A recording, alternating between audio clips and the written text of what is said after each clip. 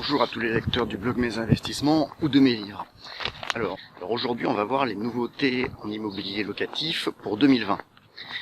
Sachant qu'il y aura un petit article qui sera en parallèle de cette vidéo, puisque pour s'y reporter c'est quand même mieux d'avoir des traces écrites quand vous reporterez dans 3, 4, 5 ou 6 mois, que vous aurez besoin de regarder un peu ça et puis de vous rafraîchir la mémoire.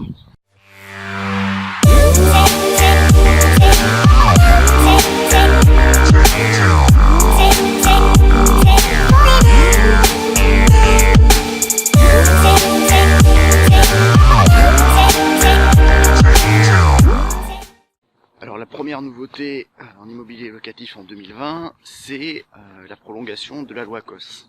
Donc, la loi COS, elle devait finir au 31 décembre 2019 et elle a été prolongée jusqu'au 31 décembre 2022.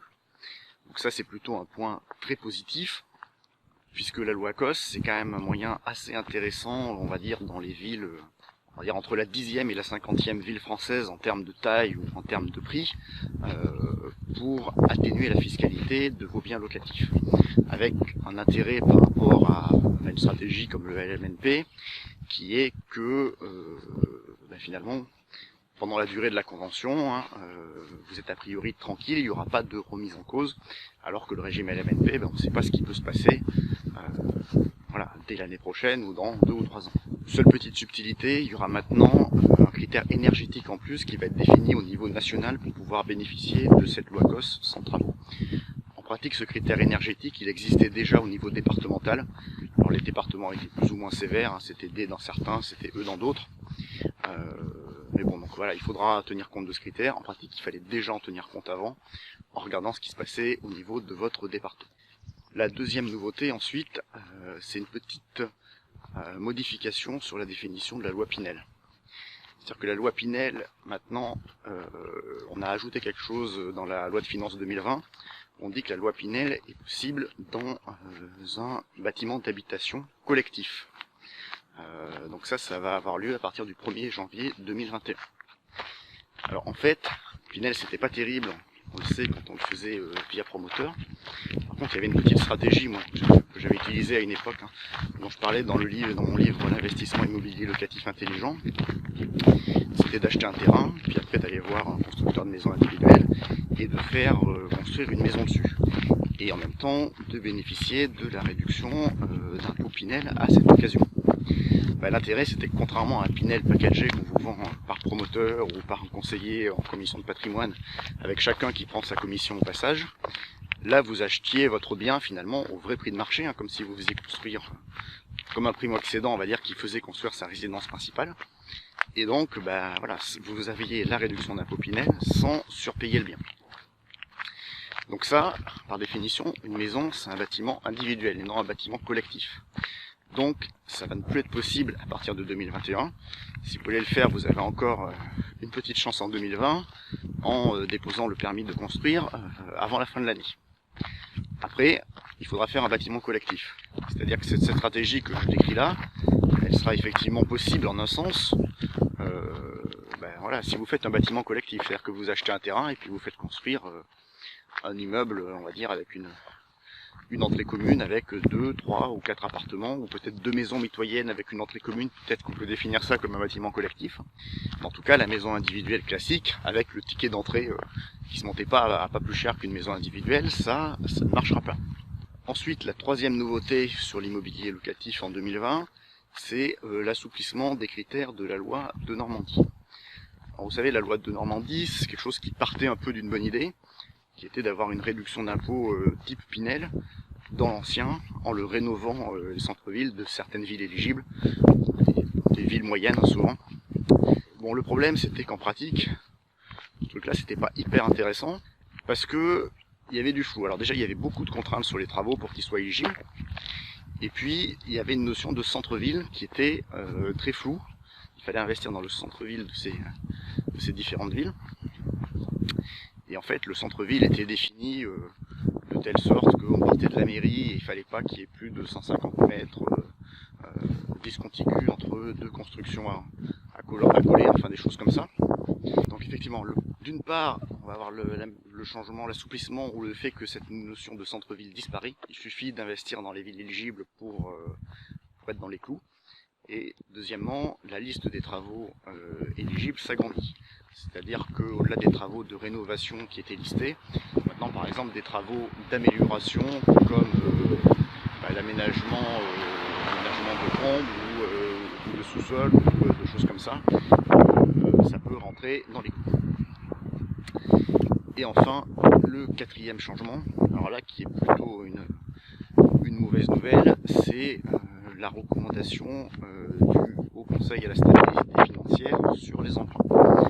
Alors, déjà ça m'étonne un peu ça, j'ai regardé sur YouTube, on est déjà le 18 janvier quand je tourne cette vidéo, je vois qu'on n'en parle pas beaucoup.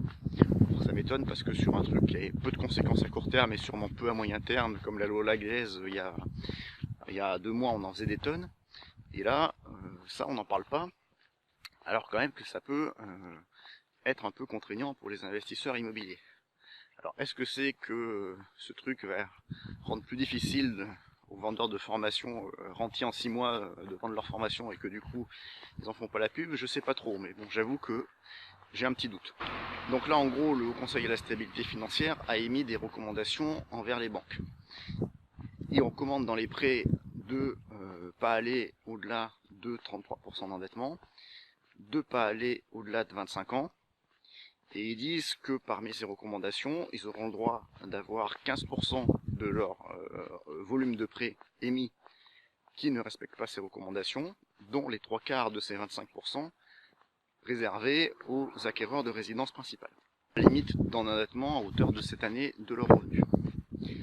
Alors après, on peut se demander comment ils définissent ce taux d'effort, quoi. Est-ce qu'on pourra utiliser un taux d'endettement différentiel, ce qui fait que pour un investisseur locatif, être à 33% à ce moment-là, c'est encore assez facile. Donc, certes, il y avait quand même des gens qui faisaient un peu n'importe quoi, qui, contrairement à ce que je recommande, moi, au lieu de commencer par un petit projet, s'endetter tout de suite sur un gros immeuble de rapport avec travaux, alors qu'ils étaient peut-être un peu juste en termes de revenus, et donc voilà, ces gens-là prennent sûrement trop de risques.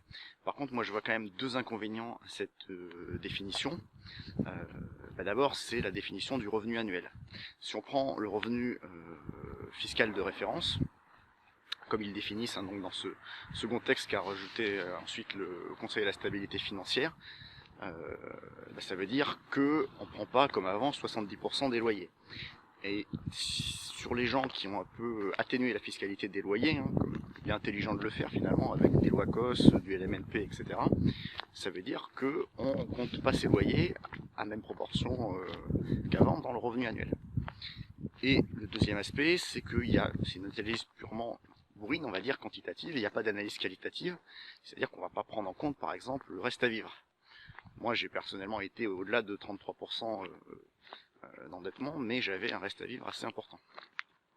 Donc on va dire pour les sérieux investisseurs qui ont de confortables revenus, ça peut les bloquer un petit peu quand même. Enfin, en tout cas, rajouter de la difficulté à investir. Alors moi j'aime bien poser des chiffres pour essayer de rationaliser un peu les choses. Donc on dit qu'il y a 15% de ces prêts qui peuvent s'éloigner de ces recommandations, dont 3/4 pour la résidence principale. Donc ça fait 1/4 de 15% des prêts à l'immobilier locatif qui pourraient s'éloigner de ces recommandations. Donc en fait ça fait 3,75% de prêts pour l'immobilier locatif qui pourraient s'éloigner de cette recommandation. Alors après finalement si on regarde le pourcentage des prêts locatifs parmi l'ensemble des prêts, en 2019 on était à un peu plus de 30% de prêts locatifs parmi les prêts totaux émis par les banques. Sachant que on était à 14% il y a à peine 10 ans. Donc on voit qu'on a quand même un peu une mode de l'investissement locatif à cause finalement des taux bas. C'est ce que j'expliquais dans une autre vidéo. En fait, voilà, les taux ultra bas entraînent un peu un effet bulle immobilière. Le gouvernement qui a lui-même choisi finalement de maintenir ces taux artificiellement bas, en tout cas, c'est pas lui, c'est les banques centrales, a peur peut-être que les classes moyennes n'arrivent plus à accéder à la propriété de la résidence principale et essayer de le corriger. Donc en fait, voilà, en corrigeant artificiellement l'économie et en essayant de ne pas la laisser vivre, finalement, on crée des phénomènes débiés, on essaie de recorriger sans arrêt et en fait, souvent on ferait mieux de ne pas agir et de laisser les taux comme ils devraient être à 2 ou 3%, on n'aurait pas ces problèmes. Bon bref, ça c'était un aparté. Donc on a 30% de prêts immobiliers parmi les prêts, Donc si on se limite aux prêts locatifs, finalement, on va être à 12% parmi les prix locatifs qui pourront sortir de ces clous-là. Alors ensuite, vous allez me dire, est-ce que ça fait force de loi? Je vais dire non, actuellement, c'est qu'une recommandation. Sauf que le gouverneur de la Banque centrale, à l'occasion de ses vœux la semaine dernière, il a encore remis une couche un peu devant l'assemblée des banquiers médusés, en disant en gros qu'il y aurait de la surveillance et que si les banques jouaient pas le jeu, il les taperait au portefeuille. C'est-à-dire qu'en gros, il allait renforcer l'exigence de capitaux propres. Et donc, bon, peut-être qu'il y a une petite période de transition au début 2020 où il va falloir que ça se mette en place, etc. Mais au bout d'un moment, les banques n'auront pas le choix. Bon, moi, je sais que j'ai commencé à en parler à un banquier, il m'a dit que c'était inapplicable, mais avec, on va dire, ces contraintes qu'on leur met, je sais pas si vont vraiment pas être obligés à un moment donné de s'y conformer. Donc la conclusion qu'on peut avoir, c'est que c'est sûr qu'il sera a priori plus difficile d'emprunter en 2020 qu'en 2019. Bon, on peut avoir quelques petits motifs d'espoir au milieu de tout ça. Bon, la première chose, c'est qu'a priori, ça se fait à l'échelle d'une banque donnée. Bon, est-ce qu'il n'y aurait pas une petite feinte, on va dire, à aller voir des banques qui, à la campagne ou des choses comme ça, qui font moins prix locatifs en proportion et donc qui respecteront plus facilement ce critère, en tout cas que les prêts qui doivent sortir de ça, on va dire, si les prêts locatifs ça représente moins de leur total, peut-être que ce sera plus facile de sortir des coûts. Ensuite, il peut y avoir peut-être que voilà, qu'est-ce qui va se passer si on met une ACI entre nous et le chose et l'emprunt. Voilà, peut-être que comme ça on peut se détourner de la règle. Bon voilà, alors c'est plutôt des choses pour ceux qui en sont alors 3, 4, 5, 6e, qui en gros qui veulent enchaîner sur l'investissement immobilier locatif où ça pose problème. Et puis bon, peut-être un petit motif d'espoir aussi, c'est que s'il est plus difficile d'emprunter, peut-être qu'on va avoir un peu moins de phénomènes de bulles, et puis qu'on va retrouver des prix qui vont rebaisser un petit peu, et puis qu'on pourra, on va dire, plus facilement trouver une affaire qui se sont un peu, il faut être honnête, raréfiées depuis 2 ans. Voilà, si vous avez aimé cette vidéo, vous n'oubliez pas de vous abonner à la chaîne en activant la petite cloche des notifications. Bon, moi je vous rappelle mes livres, l'investissement immobilier locatif intelligent, que j'ai écrit fin 2017, et sa suite, 77 exercices pratiques pour l'investisseur immobilier intelligent, que j'ai écrit voilà, fin 2019. Donc tout cela, ils sont, on va dire, la plupart de ce qui est dedans, c'est quand même à jour malgré ces nouveautés de 2020. Donc je vous mets le lien vers l'article qui résume un peu toutes ces nouveautés en immobilier locatif en 2020 dans la description de la vidéo. Et puis je vous mets le lien vers mes livres pour ceux qui ne me connaissaient pas. Et je vous dis à bientôt sur cette chaîne YouTube ou sur le blog.